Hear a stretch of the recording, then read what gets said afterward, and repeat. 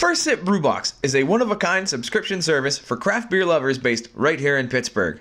Every month, First Sip will send you a box full of craft beer enthusiast essentials, including t-shirts, glassware, and even food like the pot liquor craft beer jelly.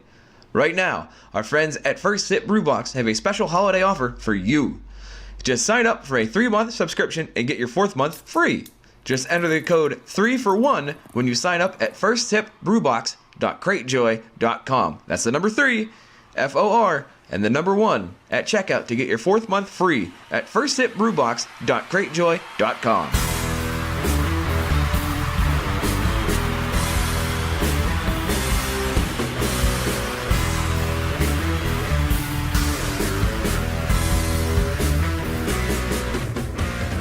Drum roll, please. Please. You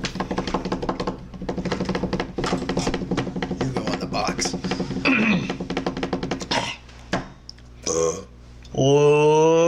Ladies and gentlemen, boys and girls, and children over the age of 21, welcome to the Hop Nation USA podcast. I'm your host, Sam. I'm back in the hot seat. I'm here with you tonight, and we are ready to drink some beer. And with me, as always, are my co-hosts for episode 41 tonight. We have a special Christmas episode lined up where we're going to be drinking some very secret beers. Secret Santa beers. Secret Santa beers, that's right. That is absolutely right. Fun. And I'm excited because I don't even know what the hell these beers are outside of the one I brought. To find out what these beers are, with me are my two co-hosts. To my left is Adam, who I never introduced first. Adam, how are you tonight? I am well. How are you tonight, Sam? Very good. Are you happy that after 41 episodes I finally introduced you before Steve? I honestly haven't noticed. It's the spirit of giving. I guess. That's but right. Thank you. Regardless, thank you. I'm giving you the first introduction tonight. It's probably more because I'm generally not on the show these days too much, so you truly don't notice. It has been a while. It has been a while. Yeah, So we get to reset the Sam clock. Not since Grist House have I actually been on the show, so. Yep. You know me, I'm sporadic. And to my right is Steve. Steve, Merry Christmas to you. What's going on, my friend? Merry Crimbus, Sam. Crimbus. Crimbus. What's a Crimbus? You know, Is it's that like a Cri- Krampus? It's like a Christmas, but it's not. It's Christmas time. It's a Crimbus. A Crimbus. Yeah. All right, Crimbus, Krampus, Festivus, Festivus. Festivus. What the hell kind of movies are you watching? Ugh. Ew. The Christmas kinds. Ew. That's even worse. Don't ew me. The Oh, I'm Hallmark, gonna the ew Hallmark you. Channel does not show those types of films. Yeah, that's not what I'm worried about. I'm not worried about you watching a Hallmark Channel. We didn't accuse you of that. We accused you of watching movies called Festivus, which sounds like it could either A, be a 1988 Stallone film, or is a Seinfeld porn parody for the holidays. Yeah. With Stallone? Yeah, maybe Stallone. I don't know. He might not have work these days. Yeah, I mean, that's how he got his start, so. Yeah, I was gonna say he There you started go. in porn, so Well, that's how he maybe started. he's coming full circle before his retirement. So He's renewed every other character, so. So if that is some sort of weird Seinfeld porno parody, does Festivus? does that mean that somebody has to be sponge-worthy? Well, somebody definitely performs feats of strength. Yeah. Oh no. Oh, no! Oh no. Oh, no. Oh, that's bad. So that's gross, so let's move on. yeah, I was gonna say. I mean, let's move on to something not gross, which, as I alluded to a little earlier, was the theme. So, I'm staring at Steve right now, and he's got just a piece of printer paper wrapped around. I have a beer. gift. I have a wrapped gift, Sam. Yeah. Theater of the mind, you jerk off. It's Yeah. a wrapped gift. Shit on your efforts. Yeah. Well, what? See, I didn't know that because gifts to me are, wrapped in wrapping paper or in a nice, gift bag. And they actually make gift bags specifically for wine or beer these days, or, gift 6-pack holders. I mean, that's in none of that. It's a piece of paper wrapped around a beer bottle. It's the thought that counts. That is true. And it's what's in the middle of that paper that I think we're really going to enjoy. So, Right. For this episode, as I'll explain to the listeners, is we actually did a little Secret Santa here on the show. So, I'm buying a beer for Steve. Steve is buying a beer for Adam, and Adam is buying a beer for me. So we all bought beers for one another, but we have no idea what they are outside of the ones that we bought, obviously. So with that, I'm going to turn it over to Steve because he's holding the first beer. He's going to present this lovely gift to Adam, and I'm just going to stay out of the way until it's time to drink. All right, then. So, our first beer for the evening, Adam, if you would like to unwrap it. I would like to unwrap this. Oh, it's cold too. Well, that's good. We're about to drink it. That's nice. Don't be surprised by that. So I'm gonna be surprised. It was in a fridge. That's nice. I'm gonna unwrap it. Ooh, what is it? And it is the tourist trap. Ooh, a Belgian style trip. Ooh. So my thought behind this is, one, we're looking at the tourist trap from the MIA Okay. brewing company or beer company. So this is not the first time that I have seen this beer. Okay. I'm sorry, a beer from this beer company. Okay. Because the style of the can is definitely 80s Miami. Yeah. Yeah. And I have seen some of their other styles on the internet. I believe they have one that's called Miami Vice. Yeah. Which is spelled Weiss because it's a Weiss beer. And it is a dope looking can. Right. Where did you get this? I got connections. Knows a guy that knows a guy. I knows a guy that knows a guy, but I've never seen that anywhere around Pittsburgh. you're not going to see it around Pittsburgh. Perhaps Sorry. we should indulge. So you got it in Ohio? Yep, there you go. Theater of the mind. A 10% Belgian triple. Yeah, it is. Yes. Yeah, it is. So the reasoning why I got this for you, Adam, is because A, I know you like Belgians. True. And B, it's from a sunny state, and I know how much you hate the snow. That is true. And the cold. Yes. So I had both of those things in mind when I got you this beer. I appreciate that. So why don't we share it? Let's share it and see how it actually is. Yes. Again, I think we bought all our beers on theory, not necessarily practice. That makes sense. So now that I have poured this bad boy, this tourist trap with an E, looking at it, it's a very light color, very effervescent. It had a good bit of bubbliness when it first came out, but it kind of calmed down. Yeah. Slowed down a little bit. Head retention is minimal. I am not surprised by that. No. And it's also pretty hazy. Mm-hmm. Hazy Well, without being... kind of hazy. I would say hazy without being cloudy. Right. There's not a bunch of stuff floating around in it. Right. It just has that haze to it. Mm-hmm. Depending on which way you look, you can see through it. Yeah, it has a haze, but it's not... I've seen Belgians that are way hazier than this. Yeah. Right. But I tell you what, guys, I almost overlooked the color of this beer because the nose on it was just coming at me as soon as Adam poured this into my taster glass. And it has a very, very strong Belgian-y nose. It's boozy, it's banana-y, it's clovey, it's everything you would expect in the smell of a Belgian beer. I have a hunch this is going to be a big beer, which makes sense if it's coming from 10%. Miami. Yeah, well, it's also 10%. I don't think they do anything small in Miami. It also, I don't get the banana on the nose, but I do get fruitiness of some sort. See, I am getting the banana. Okay. I'm digging on this banana. Yeah, me too. That's my nose just being broke. That's but fine. I get some fruitiness, but not necessarily banana. Maybe you're getting a plantain. Maybe. Let's taste it and see what we get. Sure. Yep. Good choice, Steve. Good choice. You know me well. Good. I'm glad you're satisfied. That's a good ass beer. I'm glad Adam is liking it because I tell you what, I'm not loving it, and I'm a Belgian fan, especially doubles and triples and quads. I think, that's a great style that offers a vast array of flavors and strengths. But to me, everything I'm getting off the nose is a little bit overpowered by the 10% booziness of this beer. Like I am getting more booziness than any flavor in this beer when I take a sip. Wow. Okay. You know what? I'll agree with that because I am getting like booziness all throughout. Mm-hmm. But like when I first get it, I get that. I do actually get a little bit of banana flavor. Yeah. So when it starts out, I get like a boozy banana, and then it just kind of fades to a more malty and fruity profile. See, that's so funny that you say that because I smelled the banana, whereas you did not. Right. You tasted the banana. I cannot, but I can taste the fruitiness that you smelled on the beer. I'm tasting that along with the booze. It's like a fruity booze mixture that lingers around. But I'm definitely getting the booziness like you are. But I guess I just don't hate it like you do. Well, let me take a step back. I don't want to say I hate it. Yeah. Maybe I just need to continue to sip on it and try to enjoy it. But after first sip, it's not what I was expecting from this beer, based on the color, based on the smell, based on the description. Okay. Well, regardless, I am thankful for you getting this for me. I truly enjoy this beer. However, I think we do need to have a little bit of reflection. Okay. Throughout the first 40 episodes of the Hop Nation USA podcast. And I think this is a good time to reflect on some of the beers that we have had in the past. So I bring this to you guys.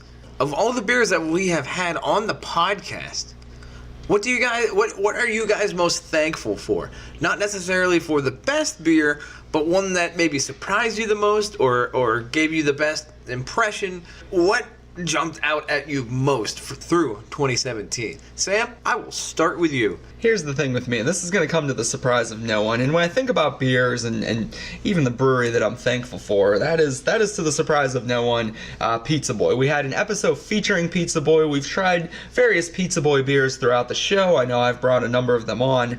And even though we haven't had one in a while, I'm thankful for that brewery. And here's why. Because since we featured them way back in March when we first started the show to this day, I have seen, no joke, 50 to 60 different varieties of Pizza Boy beers come through this area. And I know that is not all of them. That's just what I've personally seen. I've probably tried about 40 of them. And there's a lot of them that I can't even get to because they're making beers so fast. So I love the creativity that brewery is bringing. It's such a unique style, and they're very IPA heavy as well. So although they have, kind of their standard recipes, they're constantly using different ingredients, different flavors to make just incredible beer. So, for that, I'm certainly thankful to, Al Kaminsky and his band of merry men out at Pizza Boy, which, for those that don't remember, it's in Enola, PA, which is 10 minutes outside of Harrisburg. Got to bring that little quote back, right? That lasted a couple episodes, and I'm just callbacks. Just really thankful for that brewery and the fact that they keep sending all their delicious beer out this way. If I'm gonna have to pick a beer, it's probably, we've drank so many beers on this show, and I've even missed a couple, but I think... A couple? Did you miss a couple, did you? All right, I've missed quite a few, but I think in my appearances on the podcast, it's got to be the Siberian Highway from Grist House, and I know that was just a couple episodes ago, but, that beer that was just perfectly aged in bourbon barrels was... I don't know. It was something to remember, and I tell you what, it's a taste that I have yet to get out of my mouth even weeks after the show, and it's something that I look forward to getting in my mouth again. Fair enough. All right. As gross as that may sound, I figure starting out the show with porno talk, it made sense. Yeah, we've already went through Fistmas. You talking about putting things in your mouth that's nothing. Not even moving the needle. Yeah, exactly. Steve, I will now pose that question to you. What beer stood out to you? So you guys been using the word thankful a lot, and that's the wrong holidays. No, you can be thankful anytime you want. Yeah, exactly. This isn't, I know it's not Thanksgiving, but come on, Christmas is a time to be thankful Then too. what has brought you the most merriment? See, merriment, joy. Those are buzzwords for Peace the right on earth. holiday. Exactly. Brought you the best peace on Angels, earth. Tannenbaum. The 5 pound, 6 ounce, sweet baby Jesus. The beers that stuck out to me this year so far, 2017 overall, I'm going to go outside the show for one of them. Okay. Not really, but it was part of the show, but it's also my favorite beer for 2017. Okay. Was the Oak Age Worldwide Stout by Dogfish Head. Yeah. We had that on episode 25 with the other two big beers by them, but that beer was really, really, really good. That's probably been my favorite new beer of 2017 overall, and it was probably my favorite beer of the show so far. Wow, okay. But you also mentioned beers that surprised us. Yes. And we had a surprising beer back on our Halloween episode. Mm-hmm. The North Country Zombie Bed. Yeah. That bourbon barrel aged barley wine. Mm-hmm. Holy shit. I didn't have that one. No, you didn't. You weren't on the episode. No, I was not. should have been. Yeah, you should probably try it next time it comes around. Mm-hmm. I was super surprised by that. In general, I kind of like North Country's regular offerings. They never really have blown me out of the water before. Until that. that beer is amazing, and I definitely look forward to getting a 6-pack, next fall. Mm-hmm. Yeah, I can't say enough good things about that. If you're a fan of barley wine and you're a fan of bourbon-aged barley wine, that one will knock your socks off. Yeah, if you can get a hold of it. Definitely. I don't know if in all my years of drinking and trying craft beer, I don't think I've ever had a bourbon barrel aged barley wine. Really? I don't think so. I mean, that's not a common style that people make. I can't even think of one that I've even seen on the market. I mean, they're around. They're not common. What else is there? I'm trying to think of one. I'm pretty sure Firestone Walker does one. Oh, well, you can't get them out here. Well, I know. I'm just saying that there's one comes right off my mind. I'm pretty sure Firestone Walker does one. Adam, how about you? So for me, The mother logger probably was your favorite. it was not the mother logger. Remember that Actually, you know what? That did kind of surprise me. It did. It really did because Yeah, surprised you it sucks so bad. Right. I was kind of surprised that Magic Hat would put something like that out. And funny story, I was at the beer store 2 days ago. I still saw it on the shelves Of course you did. because nobody wants it. Yeah. Oh, God, no, they don't. It was probably right next to the Vienna Lager too. But for me, the beer that really kind of stood out for me was not necessarily just the beer itself, but the experience behind it. And that was the Sammy B at Cobble House. Okay. For two reasons. Number one, it was really good beer. Yeah, it is. That was their Hefeweizen. Yeah, that's a real good Hefeweizen. Number two, that was the first opportunity for us to take the show out of our realm so we could go on location. That was our first on location podcast. Yeah. And that was really cool to be able to sit down, talk with the brewer, talk with Scott, figure out what he's doing, what his mindset is behind these beers, what he has coming down the pike. And that opened up a lot of information to me that I wasn't necessarily aware of in the brewing process. It's impressive to see the passion that people have for the beer and stuff like that. And to me, that was encapsulated by the Sammy B by Cobble House. Fair enough, yeah. That makes a lot of sense. That's why I said it. Okay. So real quick, does anybody have anything else that stuck out outside of the show in the beer world? Is there any beers that you had outside the show? Is there any events or anything that stuck out as like memorable 2017 moments? Two things. Okay. Two things. Beers of the Berg are one of our local beer events that we have here in Pittsburgh. Mm-hmm. That was really good for me because that reiterated how good of a craft beer scene we have here in Pittsburgh. Yeah. And it has grown since then. And It's constantly growing. It's no, that's what I mean. Is it was good then, and then it has gotten bigger since.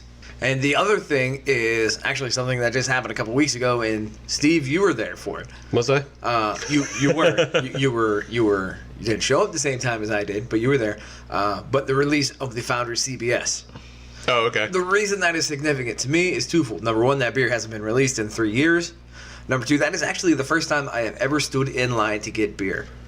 Yeah, me too. That is that. 6 years. So was it 6 years? 6 years. Okay. According to Matt from JR's Beer Warehouse, 6 years since that beer has come to All right. Pittsburgh. And I know that's true because I've been looking for it for at least 4 or 5. Yeah. I kind of agree with that in a way that, like, I remember years and years ago, probably a decade at least, I bet. But I would stand in line for video games, Right. at like GameStop for a midnight release. Mm-hmm. I haven't done that in probably like a decade. But so standing in line for a bottle of beer, I was like, what the fuck am I doing with my life? Right, but- nah, it's okay, it's fine. But for me, it was really cool because standing in line with other people that enjoy craft beer, it's fun to talk with them. Oh yeah, no, You know? everybody that was there was super enthusiastic. That's really cool that you can kind of get together with those people and then get a beer that is rare. It's not even uncommon. It's simply rare. Yeah, no, yeah, super rare. So Yeah, so that was really cool for me. yeah. Sam, anything stand out for you? For me, I think one of the most important things that craft breweries are really getting in on, especially the micro, the nano breweries, and this isn't just happening in Pittsburgh. I mean, it's definitely happening here, which makes me super excited, but all across the country, is the portable canning line is something that I think is just growing craft beer leaps and bounds. So now they have portable canning equipment that you can actually bring into a brewery, right? So you can get a third-party company to do this, and you can easily can your beer without having to install a full canning line in your brewery, whether you don't have the funds or whether you don't have the space for it.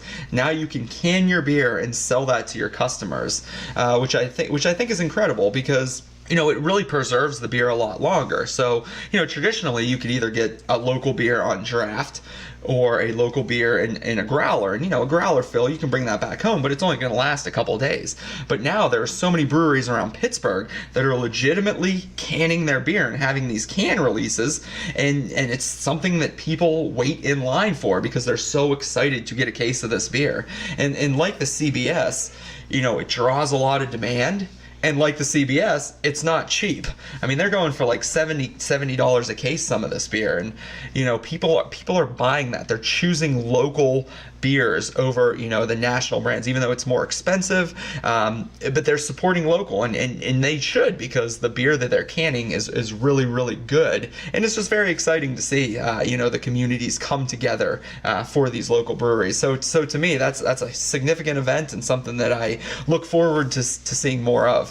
Yeah, I agree with you, especially what you just said about community coming together, because I also know, like, occasionally a lot of the breweries will get together and rent the canning line together. That's true, too. Share the burden of cost. Right, exactly. Mm-hmm. So, 3 breweries rent the canning line, and they all get to they all get to can 3 beers together. Right. Mm-hmm. And then the canning line moves on to wherever its next destination moves on down the road. Yeah, I think that's cool.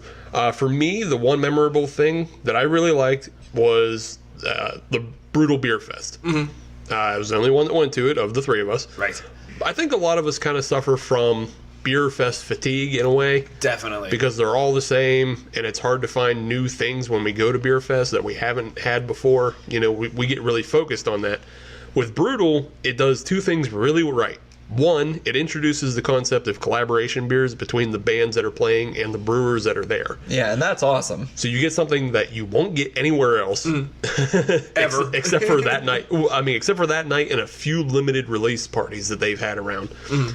And the other thing you get is a brand new concept to the beer festival, where you get to see music and drink beer the same way you would at any other beer fest.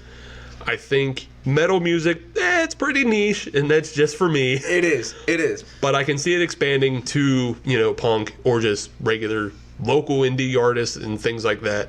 I hope that's something that begins to spread across the country, and you can find a lot more of these. Mm-hmm. Well, it's interesting you bring that up, and I absolutely love the concept, and I think it is going to start to spread, because I saw you mentioned punk rock, the punk rock band NoFX, who most people know. Oh, yeah. They actually did something like this, where they did a NoFX, I can't remember what it was called, but it was a NoFX craft beer festival, and they got bands like Real Big Fish, Less Than Jake, I think Rancid was there, Bad Religion, and they only played maybe 3 or 4 cities around the country. Yeah. But it was also a craft beer fest that featured, both national brews as well as local brews in those specific cities. Right. It wasn't anywhere near Pittsburgh, or I probably would have made a road trip to try to get to one, because I like punk rock and I like craft beer, so it's the perfect mash for me. But it was a really cool concept to see that, and I think that's building upon what you said, Steve. I think I can't remember the damn name of the beer, but I think they paired with Stone to make the beer. I can't remember. NoFX did. Yeah, NoFX paired with Stone to make the beer. I can't remember the goddamn name of it. I think was it Punkin Drublick? It was Punkin Drublick. There you go. Yeah, but that was all West Coast. Our East Coast is Brutal. So that's right. That's right. Getting in on the first floor, because ground floor was last year. East Coast has always been more hardcore than West Coast. So the other thing that I like about that, and I think I'm going to attend next year. Okay. Is you bring in the people that like beer, and you like the people that like metal. You get both facets, and you can check out one side that you're not familiar with. For me, I'm not a huge metal fan. I don't hate it. I just don't know it. Right. And that, to me, would be exciting, to be able to check out new bands with bands that have a national following that I wouldn't have necessarily heard of before. Yeah. There are a couple headlining acts like Baroness. Everybody knows and everybody enjoys. I mean, they're not even that heavy, so I think a lot of people could get into them. Mm-hmm. But, we also had local acts, and I think that's good, because you're both supporting local brewers and support local bands. We've been talking beer an awful lot. Sure. So let's talk a little bit more about 40 episodes worth? 40 episodes in a segment? This is 41. This is the Kurt Busch episode. This Taurus Trappe, the Belgian style triple ale by MIA Beer Company. Is. I like it. I liked it too. I'm a fan. The nose on it is fantastic. I mean, I'll be honest. I did not expect Florida No. And I don't know why that is. I don't know why I have that bias, but something about Florida doesn't say Belgians. I also wouldn't believe they could make good stouts either. Right, well, they shouldn't. Florida is not stout weather. I know, it never gets cold. You shouldn't you shouldn't need these big curl-up beers. Right. They should be pale ales, cream ales, end of list. Pale ales, cream ales, I mean, I do IPAs for Hefeweizens. sure. I'll give you a Hefty. Hefeweizens. I'll give you a Hefty. Sours. Because they have a lot of fruit. Anything, True, you know. exactly. True. But a big boozy beers I don't see coming out of Florida Yeah. until now. Until now, yeah. Until now. Now I'm definitely more excited. I mean, I did see a couple other of these MI beer companies, and I'm excited to try the other ones. And I will say I have not had anything from Cigar City. Yeah, neither have I. Cigar City seems to be one that pops up on the radar a lot. Right. And Alligator Brewing. I've actually had talked been to about. Cigar City, been to the brewery, tried many of their beers. Oh, yeah? And they do some darker beers and some stouts. They're actually you go to their tap room and they probably got about 20 or so different variations of some of their staple beers as well as other creative things they've come up with. It's a huge brewery. They don't really make their way up here. You can't buy them in Pittsburgh. The only place that I've ever seen them is Mindful Brewing, and they give two different beers that they make. But Janie and I, we've spent some time around the St. Petersburg, Tampa area just vacationing there. Right. And we went to Cigar City one day, and it's quite a place. So Cool. I will say I've been to a brew fest in Florida as well.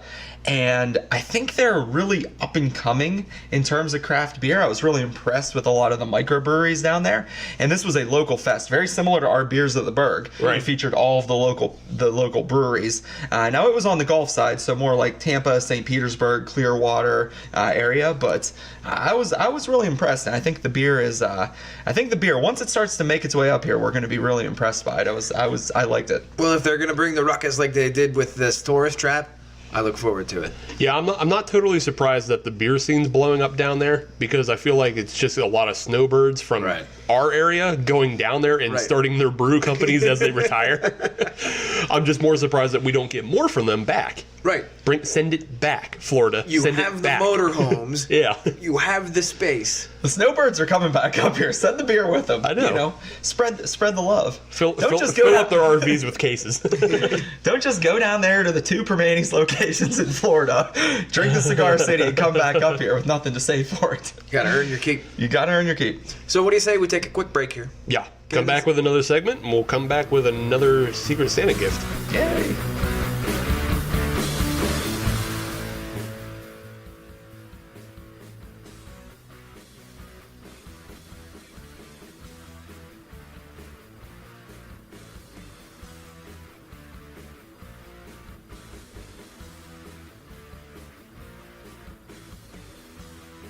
Tavour, a craft beer delivery service that makes it so easy to get a new world-class beer delivered right to your door.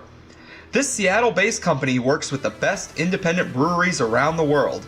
Seriously, with Tavour, the ability to choose the beer is the best part. Download their iPhone or Android app today and try it out. Ho ho ho, Hop Nation, we are back, and Santa Sam is here with you. What's nice about this next segment, especially as we start off here, is that I have now magically turned into the gift giver. Oh. So Fancy. as we know, we're giving out presents all day long on this show. You as the audience have already got yours because you've tuned in. But, for the three of us here on this show, we're going to give each other beers and rate them for you. And then maybe you can try the beers. So far, I did a pretty good job of buying a gift for Adam. True. Very true. Now it's your turn, Sam, to give me a gift. Alrighty. So I want to see if you can do just as well as I did for Adam. How well do you know me? Well, here's the thing about my gift. Now it is wrapped in the exact same wrapping paper that you and Adam, or that you wrapped Adam's gift in. That's true. But you know what? I don't mind. I recycle. I don't burn my garbage. I like to reuse. Burn your garbage. Right, I recycle it, I throw it out in the trash, I don't burn it, and I'm going to use this wrapping paper that your can was so nicely wrapped in, rewrapped Steve's present, and now I'm going to give it to him. Because we're all kind of curious what it is. Nah, I saw it earlier. I already know what it is. Yeah, he probably knows too. Ooh, what is it? It's the Brewhouse Rarities Tamarind Ale What the from hell? Flying Dog. Ah, out of Maryland. Yes. Now we've had Flying Dog on the show many of times, but why I brought this beer for Steve is because I know he likes, number one, Indian spice, and number two, we've talked about a lot of these beers on the show before, and the Brewhouse Rarity series from Flying Dog are beers that they generally brew once and then you can never find again. And I've talked a lot about them. I've bought a lot of them. I've tried a lot of them, but I don't know if you guys have. And with the creative, interesting beers that Steve likes to try, I thought this would be a good one for him because we may try it on the show and we may never have it again. One and done. So I appreciate the sentiment of trying rare things. That I do like that. But it's saying right here it has notes of fig. Now, I don't like fig, so that's already... 2, I'm wondering how dark this beer is. You should know that I need a dark beer to be truly, truly happy. Yeah, I don't know. I've never had this beer, so I guess we're going to have to open it and find out. Now, it is coming in at 7%, so at least it has a little bit on the end of that. Any word on the IBUs? No. So what style of beer is this? It's a tamarind ale. What the it's hell is ale. a tamarind ale? Well, it's an ale, obviously. Right. Made with tamarind. And tamarind which spice. is an Indian spice. It's an Indian spice. Okay, so it's just an ale. It is ale X. And it's saying for us to expect notes of fig, apricot, and lemon. Fancy. Alrighty. Now I don't know how dark this thing is going to be. I do. I'm looking at it right now. I mean, it's an ale though. It's not a stout. It's not a porter. Yeah, it's not a stout. It's not a porter. It's an ale. Well, aren't porters and stouts both ales? Because you're technically yes, but generally if you see ale on a bottle, it means it's going to be a lighter beer, lighter than a brown. Well, actually, there's 2 types of beers. This is the damn Christmas show, Adam. Come on. Actually, this beer looks. The other type is lagers. All right, we're good. I mean, look, it's not a porter or a stout, but it's decently dark. It's a nice, I would say a nice toasty amber. Yeah, it definitely is a dark amber. It's not. Would you consider it maybe a timbre? No. I never would. A tambourine? Tambourine. Nope, keep your gypsy instruments off the show. Head retention, there's pretty much no head on it at all. Mm-hmm. So I'm willing to guess maybe that there's the spices. The oils, maybe? Yeah, there might be some oils in the spices that reduce that. Possibly. I have a little more head than you do. On the nose. Fruity. Yeah. Yeah, I'm fruity. definitely smelling some of the fig and lemon mixture that's in here.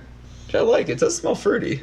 I don't know if this is the best beer for wintertime, but... I disagree. If it tastes anything like it smells, I think it's perfect for sitting next to a fire. It might be shooting in the Christmas ale. Yeah, maybe. With a fruit spice. Let's try it first. Yeah. We'll see. Go in with an open mind. Cheers. No, I completely disagree. This is totally a winter beer. It's sweeter than I was anticipating.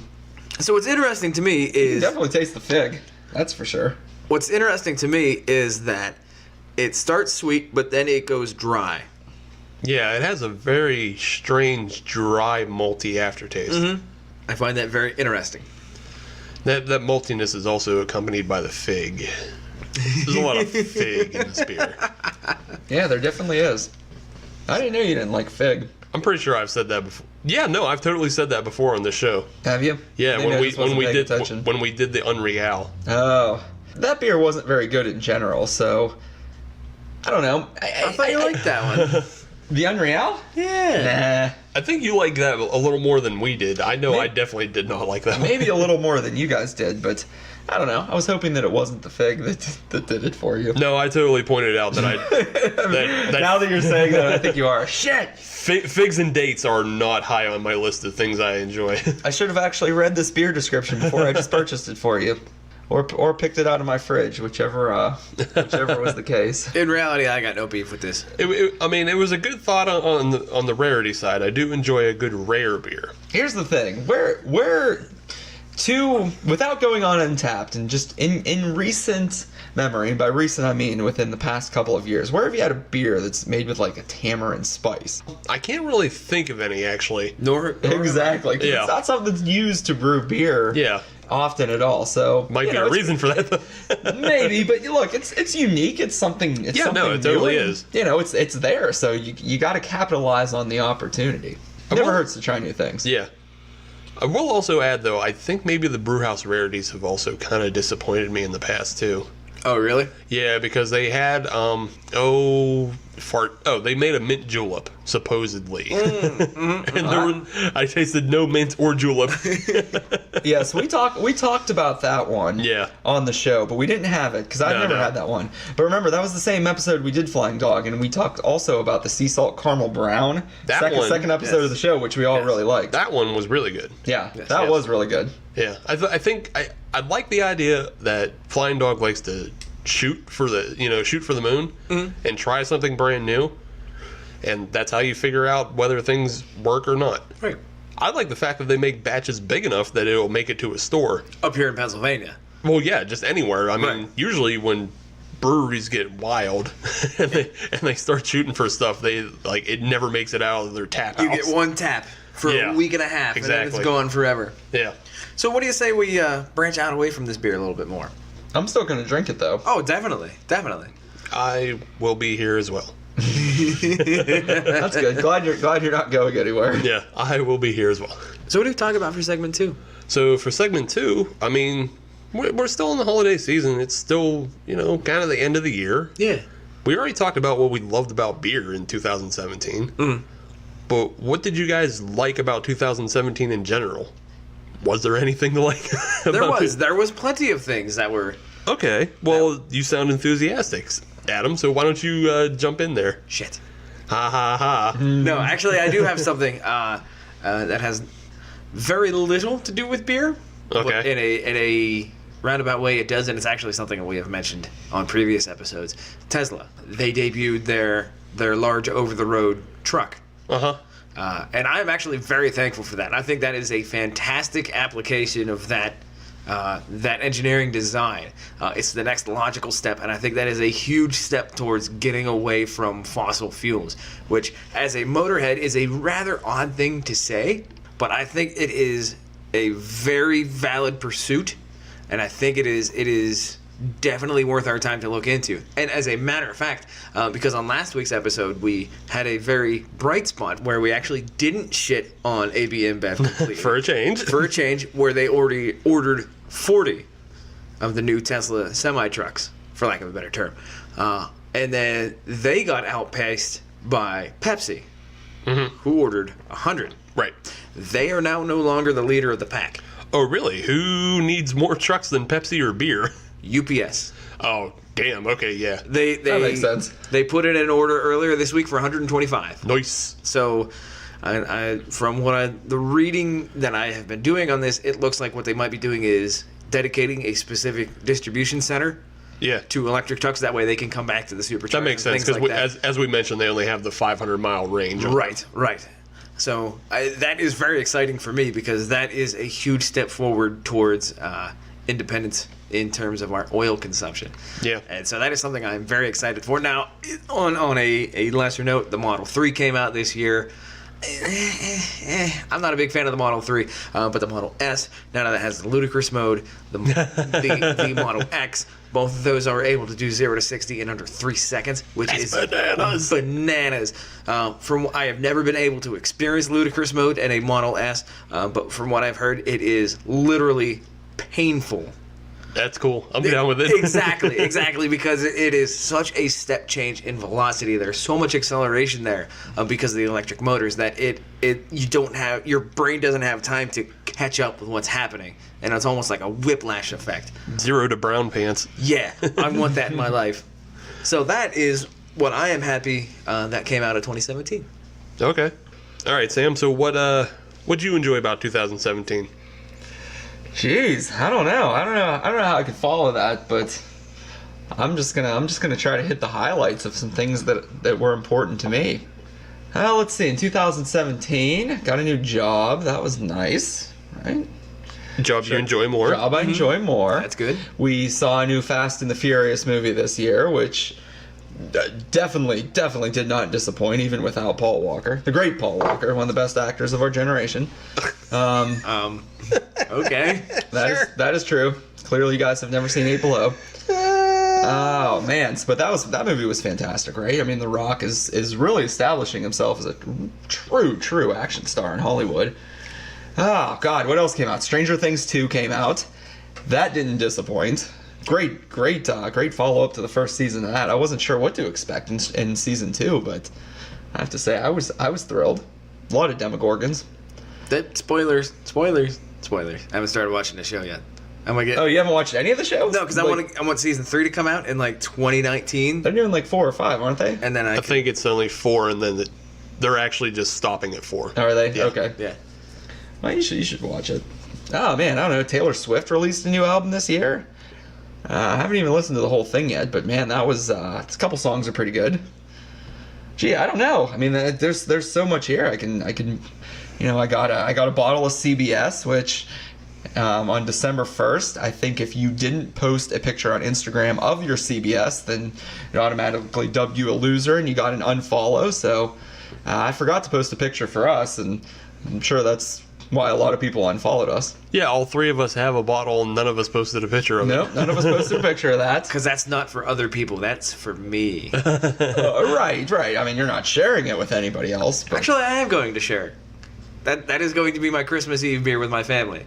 Huh. Wow, that's very generous of you, Adam. I'm going to take a lot of tasters over with me, over to my parents' house. We're going to crack that one open. I've actually got a series of like 3 or 4 Christmas beers. Huh. We're going to have a good time.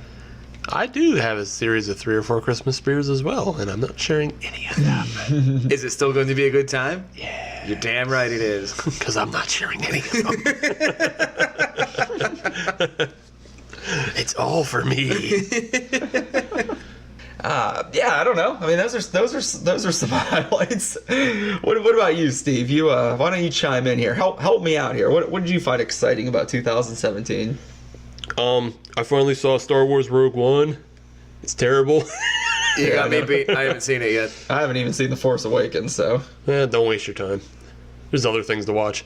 I know I've been watching those other things. Fistimus. Not like Fistimus. Or Fistivus, or any of that. Any fisty anythings. Any fist anything in the video name. No porno is coming with us into 2018, Adam. Porno. Well, yeah, net neutrality got repealed, so no porno in 2018. But no, if you're looking for something that's enjoyable to watch, Yes. Jean-Claude Van Johnson on the Amazon Prime. Okay, I saw a preview for that. Okay, I'm going to tell you right now, this is the best show that nobody's going to watch. Okay. Because it's on Amazon Prime. I have Amazon Prime. You have Amazon Prime and I have Amazon Prime. That's 2 right there. Yeah. And now that I know to go watch it. I have access to Amazon He has Prime. access. I think the majority of folks, though, have... It goes Netflix, Hulu, then Prime. If I had to guess. Okay. I mean, I'm pretty sure Netflix is far and away the leader of streaming for sure. services. I'd say probably HBO is maybe behind there. Yeah. I think people have Amazon Prime and don't even realize they can watch movies on that. Right. They just did it for the shipping. All right, so we got Jean-Claude Van Johnson. Yeah. Now, So what's the show about? Jean-Claude Van Johnson is probably one of the best shows that's ever been made. It does a lot of things right. So the show itself is about Jean-Claude Van Damme. And he is playing himself, but himself also as a secret agent. So he's the Jean-Claude Van Damme you know, but what you don't know is that he's a real secret agent in real life. So he's the dude playing the dude disguised as another dude. That's right. Nice. And this gets even deeper because in the first episode, he goes to Bulgaria undercover to film a new film, which is... the film is a re-adaptation of Huckleberry Finn. Oh, good lord. I was hoping for Street Fighter 2. Well, that you would actually be surprised in later episodes that comes about. But while he's in Bulgaria, after he's done filming for the day, he goes on his mission.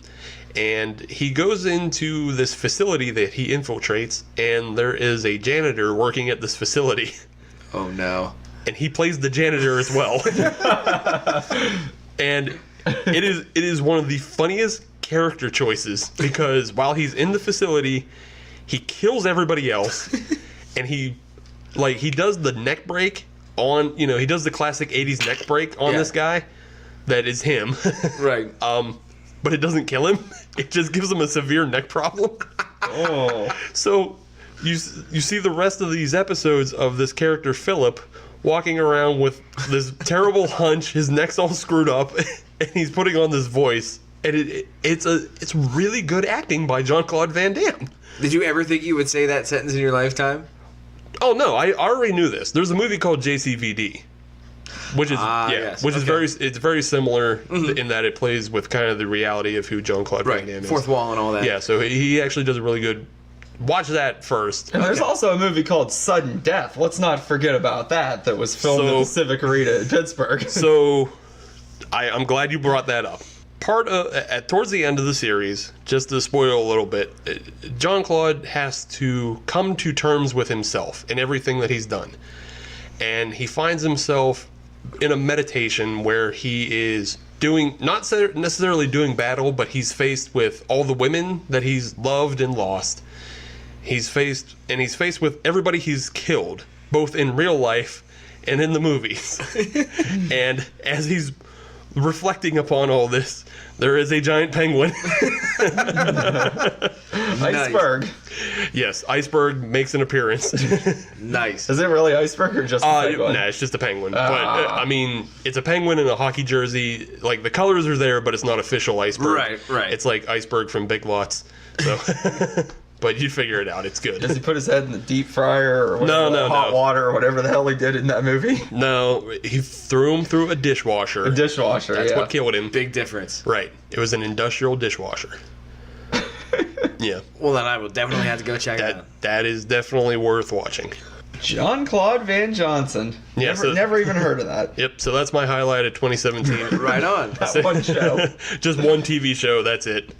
Everybody's got their thing. And Rogue One sucks. So what do you guys think about this Brewhouse Rarities Tamarind Ale by Flying Dog? I'd rather watch Rogue One again. Didn't like it? Too many figs? Too many figs. Figs? I didn't like the maltiness of it. It just, I did not like this beer. Sam? Yeah, I didn't love it either. A little too sweet for me. I was hoping for something a little bit more spicy. Something that left more of like a hoppy, peppery taste in my mouth. But I don't know. I guess I didn't realize it was so sweet with all of these ingredients. Maybe I should have read the description on the bottle before I got it. But here's the thing with the Brewhouse Rarities, right? Like, they're so all over the board that every time I see a new one, I always buy it. So it doesn't matter if I like this one or not. The next one I see, I'm also going to buy because they're so creative, and I really admire that Flying Dog is doing this. And they brew with some crazy off-the-wall ingredients and some beers that, other breweries aren't brewing. So, A for effort, F for execution, or E for execution, I should say. Adam, you like it? That's all right. It's all right. Nah, it was all right. I wasn't a particular fan of the finish. Mm-hmm. On the front end, it wasn't bad. I could deal with it. I didn't really have much beef with it, but then on the back end, it kind of went downhill from there. I would finish the bottle. I wouldn't necessarily order another one. Yeah, I don't even know I'd finished the bottle. I don't know. I read that fig description up front, and I'm like, oh, we're in for trouble. Steve does not like his gift. Nope. I'm sorry, Sam. I appreciate what you tried to do. You tried to go outside of the realm. But you should have just stuck with a stout or a porter. Send it right down the middle. Yep.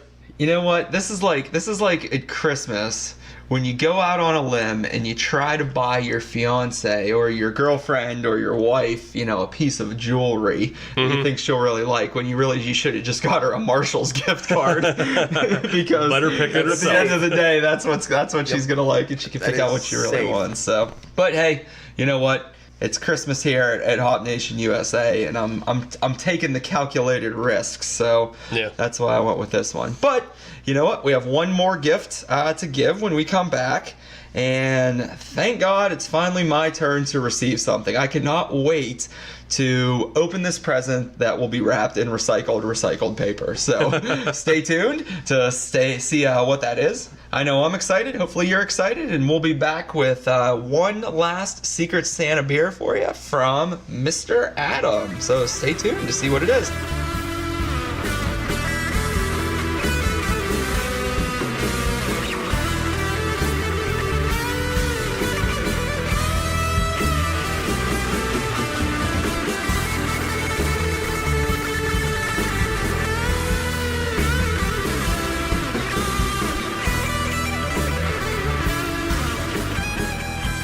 Merry Christmas, Feliz Navidad, joy to the world, Hop Nation. We are back, and I'm excited because I'm about to get my present. So we don't delay this anymore. I'm just going to turn it right over to Adam. I'm going to stop talking, shut my mouth, and just let him introduce, or at least, well, he's not going to introduce the beer, I guess. He's going to give it to me in the recycled paper, and I'm excited for that. So Adam, take it away. The mic is all yours. So I'm happy that I now get 2 gifts. Okay. Because I got the beer that you got me. Uh-huh. And I have an uninterrupted mic. Because Sam said he was going to be quiet. Okay, good luck with that one. So, good luck with that one. So I might just bask in this one a little bit.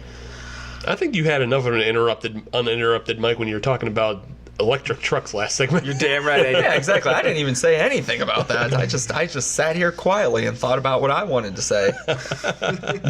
Because Sam has no thoughts on electric cars.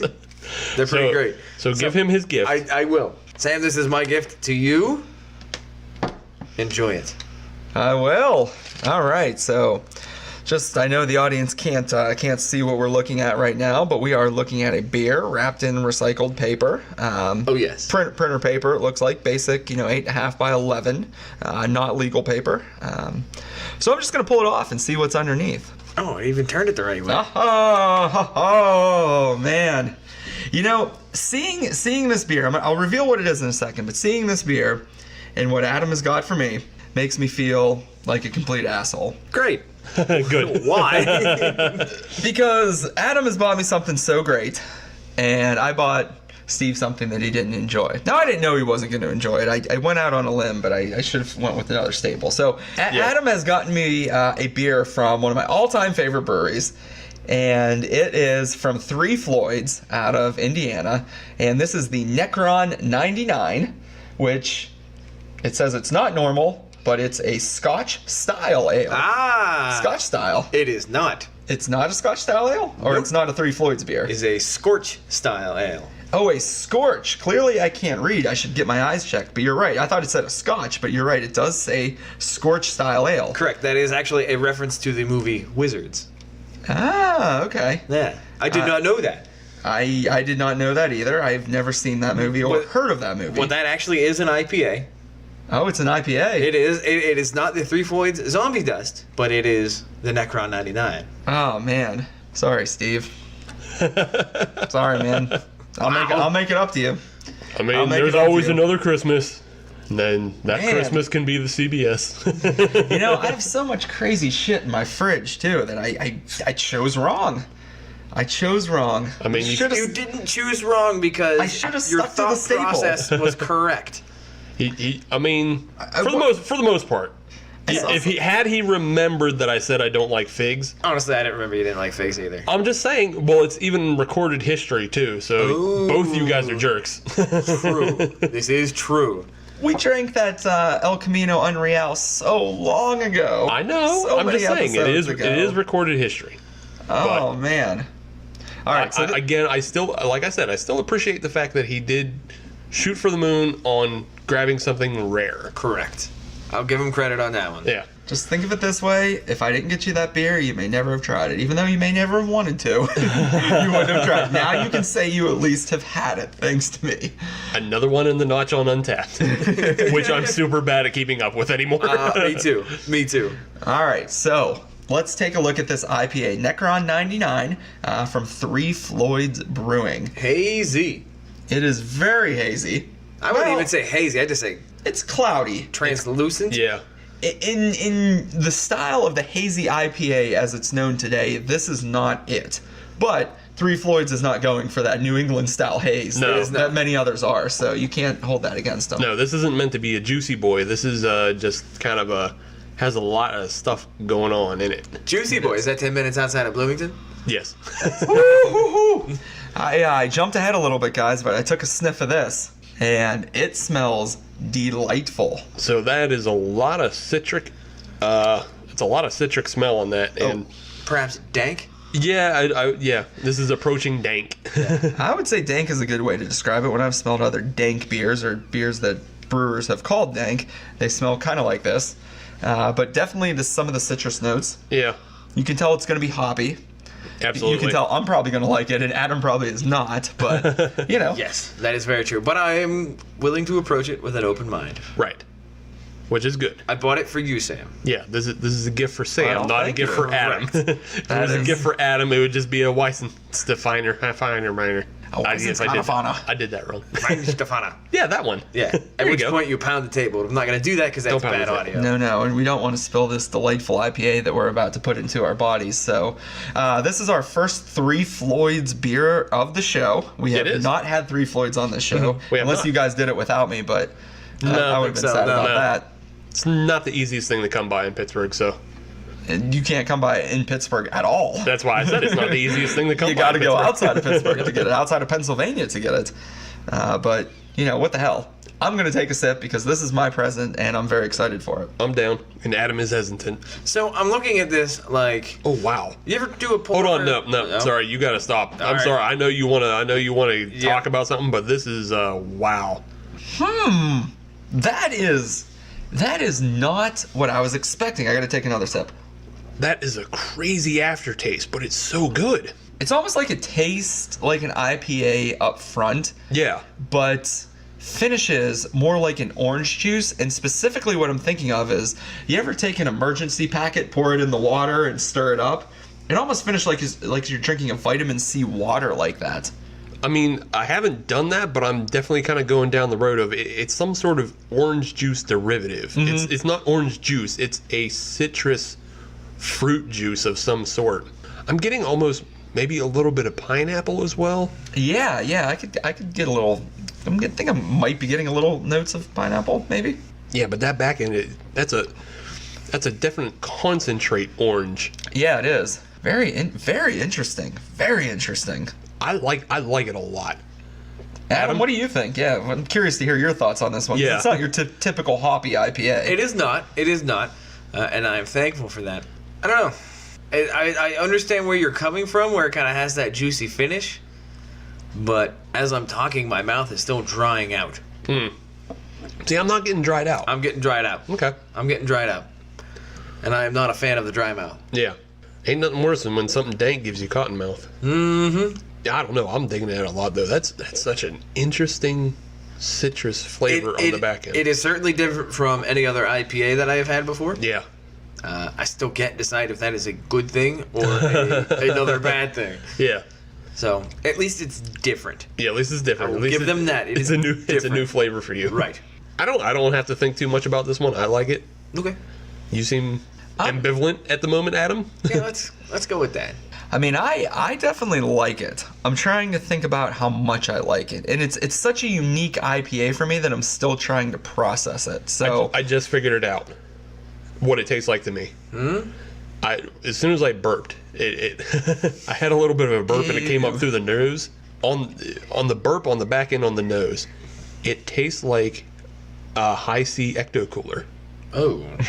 I can't remember the last time I had one of those. Oh. I don't even know if I remember the flavor of that. Jeez, I didn't even drink those as a kid. I mean, it came back out for the Ghostbusters movie last year. For a very, very, very brief period. Yeah, and I picked some up then. That's what I'm getting. That's the concentrated citrus flavor that I'm getting. I'm trying to figure out what the hell is going on with this thing. It's got a wacky back end. It does have a wacky back end. And it's frustrating me. It's so frustrating. It's so frustrating. So frustrating. You guys seem to need a little bit more time to think on it, so I guess that's good because we have a whole segment to go through.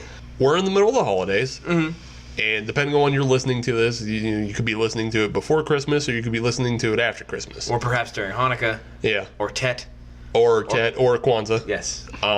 Whenever you're listening to us right now, I still think we're a little bit past what would be called gift buying season. Yeah. But we're talking about now last minute gifts. Yeah. And what I would like to rather think about is re-gifting season. Right. I want to focus on things that maybe you got over Christmas that you don't want to get. Or here's some things that you hope you don't get. Right. In this coming holiday season. Right. So I've done a little bit of a deep dive on Amazon on things I hope I don't get this holiday season. Right. Because they will get regifted very quickly. So I'll just throw a couple out there, and I'll ask you guys if you found anything similar. Yeah. Because I also have some other things that nobody should get. So something I hope I don't get that I've seen advertised a bit. If you search like craft beer gifts, one of the things I see keep popping up is clear growlers. I've seen those before. Yeah. I want nothing to do with them. I want nothing to do with a clear growler. I actually know of a place here in Pittsburgh that sells clear growlers. Oh yeah. I won't mention any names because I don't want to besmirch their good name. Yeah. But that seems like such a no-no. Yeah. Now, hold on a second here, because one time I went to the Big Pour. Don't know if either of you guys had went that year, but that was kind of their gift to anybody who was in attendance. You got a clear Big Pour growler. Yeah. And I will say the growler makes a very unique place to put flowers. Janie actually really likes it. Put flowers in there. You put a little water in there. It's almost like a vase, right? And it looks really cool in the home. So you can repurpose it for something else, but I will let you continue. Well, because I know where you're going, and I'm 100% agreement. I think you just hit the nail on the head, though. You have never used this to put beer in. Oh, hell no, and I never would. Yeah. There you go. So it's not a growler. Yeah, you did the right thing of re-gifting it to your wife so she can do some homemakery things with it and display flowers. If you want to display flowers or, I guess put a fish in there even. Possibly. Do that, but it's no good for beer. Growlers in general can be a good gift. Yeah. Especially if it's something that came from, a brewery that they really like or came from someplace that somebody went on vacation. Hey, check this out. I have one from Alaska for my brother. It's actually on top of my trophy case right now. And that is actually one I will never put beer in.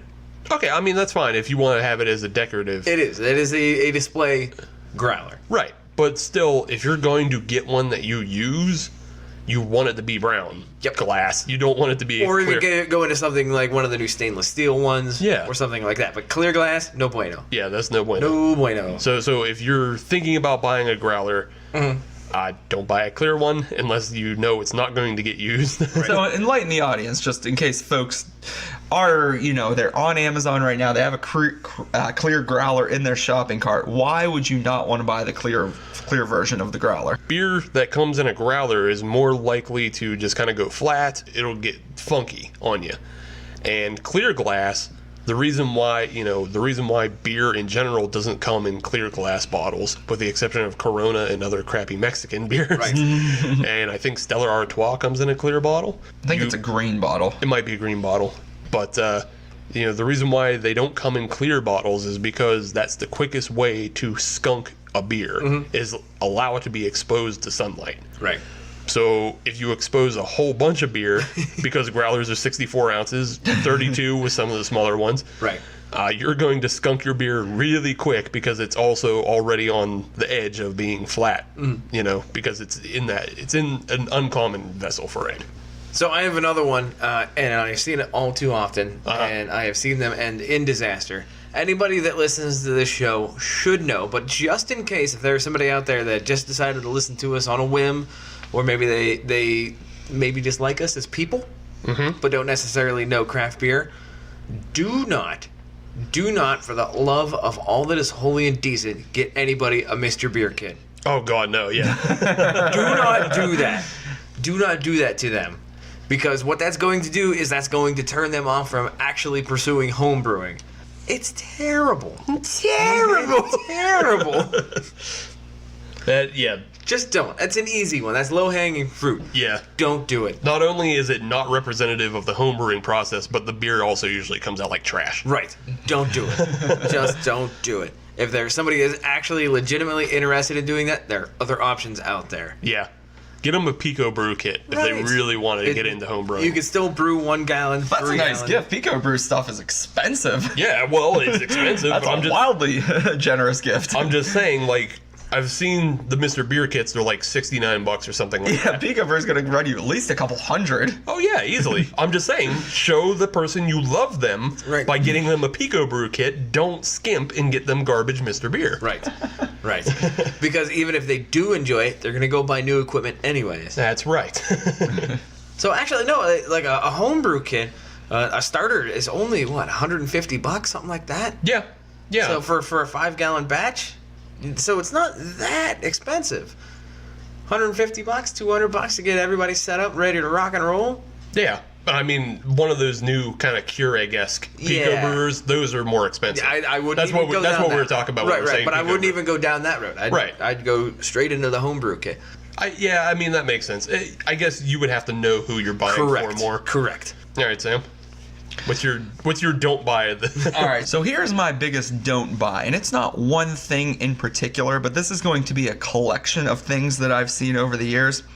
And the theme here is going to be don't buy anything that is going to help keep someone's beer cold. Right? So I've seen those silicone ice cubes that you put in the freezer, and then you can throw in the beer, but they don't melt and water down the beer. I've seen like little icicles that you can stick in the beer. It's almost like a straw that'll help keep the beer cold. Look, if you're drinking a good craft beer, you don't want it to be cold. I will take beer out of my fridge and I will pour it in the glass and I will let it set for 5 minutes or so before I even take one sip of it, because you want it to become a little bit oxidized. You want the oxygen to get in there. You want the flavors to start to come up. You know, when a beer warms up to the right temperature, you're going to get a lot more flavor out of it. If it's too cold, it's going to mask all of the flavor and you're not going to get the full profile of that beer.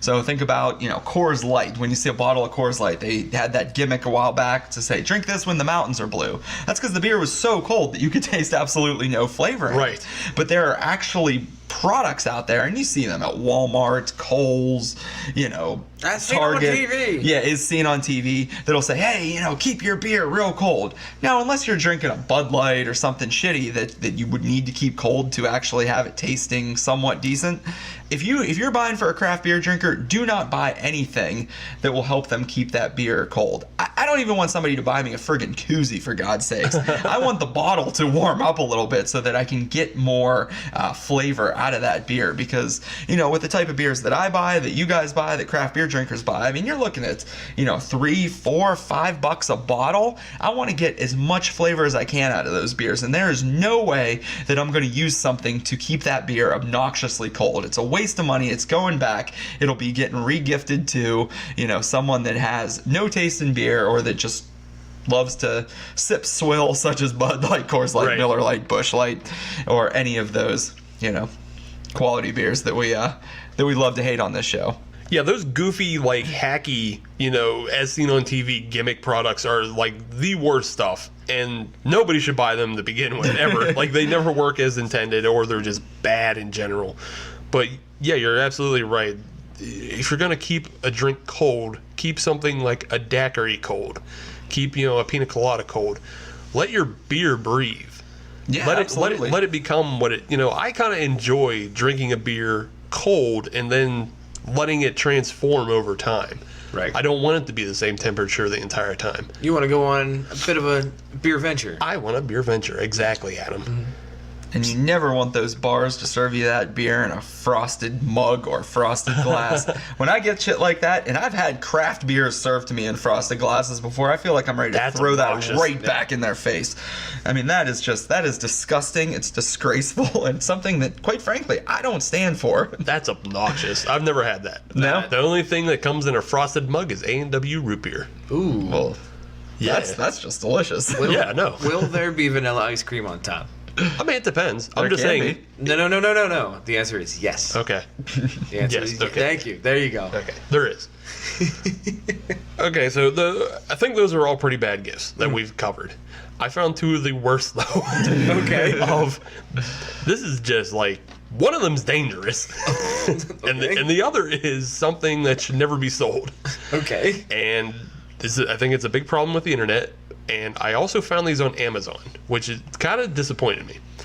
So the first one is a drinking straw for beer, is how it's advertised. So that's strike one. Right. That's just dumb. Yeah, But it's not just a drinking straw for beer. It is a solid copper drinking straw for beer. Oh my god. Why? That's real? Yes, it's real. It is sold by this company in India. I took a look at their other products, and like they're pretty much just like metalworking with a whole bunch of other crap. Like they put out copper mugs for Moscow mules, and they put out all kinds of other trash, just trash and trinkets. And then they have these copper drinking straws that they're selling for $9 for 4. Yeah. Why? I went on and I looked at the reviews. There's 5 reviews. 4 of them don't make any sense, including one of them says that there's health benefits. Oh, jeez. Yeah, so these are 4 5-star reviews. And then there's one 1-star review, which is the one I'm believing. Is I guess somebody's dumb and they got taken in and bought them. But they said you can still see the hash marks where they cut the 2. They said it looks like somebody just cut pipe at Lowe's and sent it to them. But I'm thinking about this, and we've all done this when we're drinking out of a straw. You're not completely paying attention, and then you jam yourself in the roof of the mouth. Yep. Or you jam yourself in the tooth with a straw. Oh yeah. Okay, now think about doing it with a copper pipe. You're going to the damn hospital. Yes, you can easily chip a tooth that way. Yeah, you're going to chip a tooth or you're going to puncture yourself in the roof of the mouth. So that's a terrible gift. Yep. Now, I wonder for $9 though, if the straws are decently long, do you know if they're 100% copper? Because you could probably buy them and just melt them down, and it might actually be worth it, not more than $9. I think that's the other thing. Like your more desperate neighbors are going to come in and steal your straws. Steal your straws and take them to recycle. The other thing I found, that was the dangerous one. Right. This one is just ridiculous. It shouldn't be. It's a backpack for toddlers. Why would a toddler need a backpack? How much stuff do they have?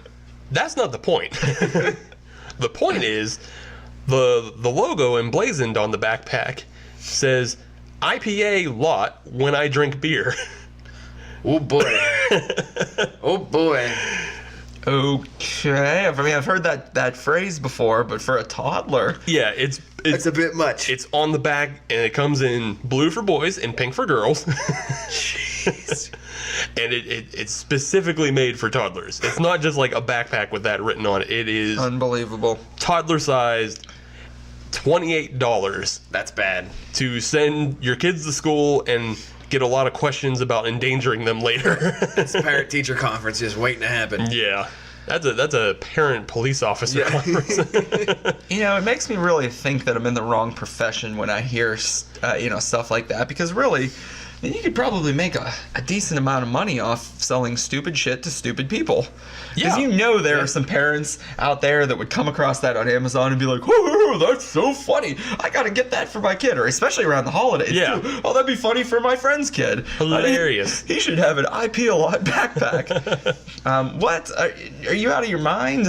Yeah, hilarious. So those are the gifts I found that should definitely not be. Yikes. On top of the ones that should just not be bought. Yikes. Can toddlers even walk, let alone, wear a backpack? That backpack, if they put anything in it, is going to just weigh them down. What are they going to have, stuffed animals and, kids' books in there? Yeah, boy, that's how you go on adventures. Yeah, they don't walk, they toddle. Yeah. So, have you guys figured this beer out? Yes. Okay. Yeah, I figured out this beer. I really like it. Similar to other 3 Floyds beers I've had in the past. I mean, it's unique. It does have a hop-forward flavor, but it has a juicy back end, similar to like an orange juice, which I really like. And I mean, it's not a hazy New England style IPA, but it almost embodies some of those flavors that I really like about those beers. And I mean, love 3 Floyds, love IPAs, and I knew that I was going to like it. I just needed to figure out how much I was going to like it. And I decided I like it a lot. Fair enough. Adam, you are making not a like it face. That's because I do not like it. Okay.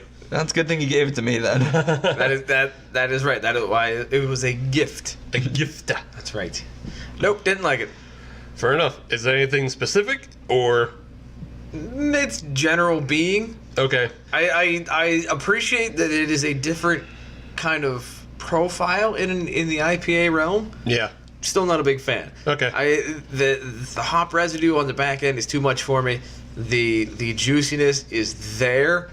Doesn't help the cause, in my opinion. That is my opinion. Mm-hmm. It doesn't help pull it out of that IPA just muck. Fair enough. Doesn't do anything for me. Fair enough. I would finish the bottle simply because I am polite. Yeah, I mean, if somebody's giving you 3 Floyds, you should be polite. Right. I like it a bunch. I really enjoy the hop forwardness of it, but I don't know, I don't find it super overpowering. It's not bitter. At no point is this beer bitter. I really love the back end on the beer, though. It's so unique, and it's different from what you usually get on citrus beers. Like I said, it tastes like Ecto Cooler to me. I think that's a little different than anything else I've had before. And it just has that real good juiciness all the way through. So I definitely enjoy this beer. We'll put them on podiums. I think it's time to put them on a All podium. about that beer. Time to figure out who was the best gift giver of 2017. Well, I don't think it was me. Just based on a reaction to that last beer. Well, being the fact that you didn't even like your own gift, no. I'm sorry. Look, I had not had it either. I mean, I was really going out on a limb with that one. Yeah, no, we all tried to kind of buy based on, profiles and everything. You had the right idea saying, I'm going to go with a rare beer. I do like rare beers. Right. You just also should have paired rare stout. Right. Well, always next year. So I guess since I'm already talking, I'll finish up. Sure. Yeah, that Tamarind ale from Flying Dog is it's not great. I don't like the fig flavor, and I didn't enjoy the maltiness overall. I don't know. You guys probably have different reactions to it, but I just no, thank you. I'm actually kind of at a crossroads for silver and gold for a change. I almost never run into this problem. I think I'm going to go with the Tourist Trappe as my silver, though. It was a really good beer. It had a decent flavor. I just don't feel like it stuck out. I've had other Belgians before that kind of taste similar to it. It didn't do anything off the wall for me. I just enjoy it. I was surprised it came out of Florida, but that's just because I have a weird personal bias. America's Wang. Yeah, America's Wang. Makes a good Belgian. But the Necron 99 from 3 Floyds is going to be my gold medal for the evening. I really enjoy this beer. I enjoy the back end on it. I enjoy all the flavors it presents. It's an interesting take on an IPA that is something you're not going to find elsewhere. And I'm down for it. Who wants to be next? I'll go next. Okay, Adam. Alrighty. What do you have to say, Mr. Adam? That works. So, for me, bronze is very, very easy. This Necron 99. Boo. It didn't do anything for me. Not only did it not do anything for me, I simply didn't like it. Okay. It wasn't even just inoffensive. It was offensive. So, On behalf of Hop Nation USA, I would like to send our apologies out to the 3 Floyds Brewing Company. I know that you have been rated one of the best breweries in all of America, and to be a third place finish on this show is probably very disappointing for you guys, but I just want to say that I'm sorry on behalf of all of us. nope. Back to the review. Back to the review. Nope.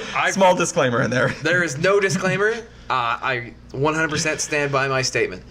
I didn't like it. I understand that it is different within the IPA lane. Still doesn't mean I like it. I just didn't like it. All right, then. Period. I'll stop with that. No, wait, let him tell us how he really feels. Oh, yeah. Sorry, I don't mean to cut your time off. Yeah. Sorry, there's no time. Silver goes to the Flying Dog. The Tamarind. It was okay. I would finish the bottle. So that puts the gold medal, the MIA Brewing Company, the Tourist Trappe.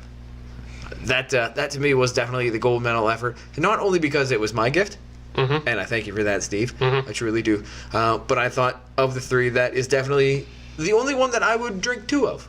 Fair enough. Two or more, I should say. Two or more. Two or more. So I mean, it was 10%, so maybe you want to watch on that, two or more. correct. But of the three, No more. that would be the only one that I'd be willing to belly up to the bar again for. I get you. Sam? All right, last but not least, I'm going to follow Steve's lead here. Third place for me is the Flying Dog Tamarind Ale. Like I said, that was a brand new beer for me, and you know what? I love trying beers from the Rarity series from Flying Dog. I love Flying Dog as a brewery. Some are great. Some are not so great, but I appreciate their creativity. This one, not so great. Too sweet. Didn't have the right mix of flavors. Just was not enjoyable. In the silver position for me tonight is going to be the MIA Brewing Company Taurus Trappe. I didn't love that one either, to tell you the truth. I thought it was a little bit too boozy for me for a Belgian. Normally, I look for a little bit more flavor with a beer that's 10% to help out balance the alcohol. I will say, a little caveat to that is that as it warmed up, it did become a little more flavorful and a little less boozy. So I started to enjoy it more the more that I drank it.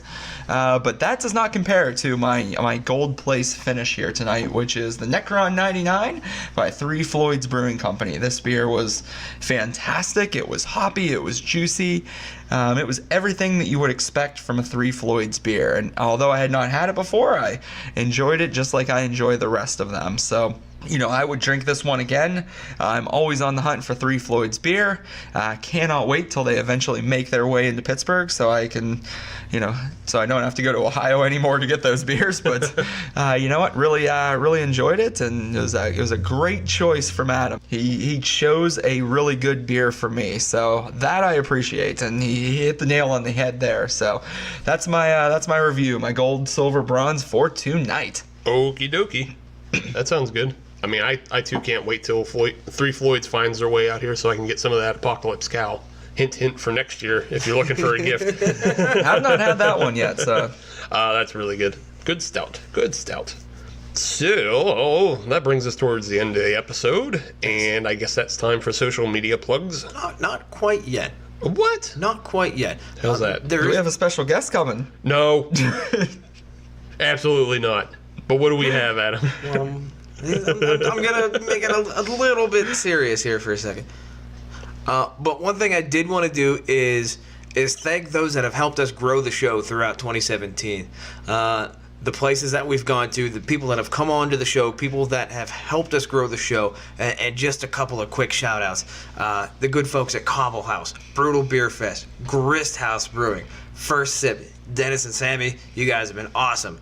The good people at Tavor, Nick at Timber Creek Brewing, and I know that I'm missing other people that have helped us along the way, just our family and friends and things like that. And I really want to thank you for helping us in this first year, and hopefully next year we are bigger and better yet.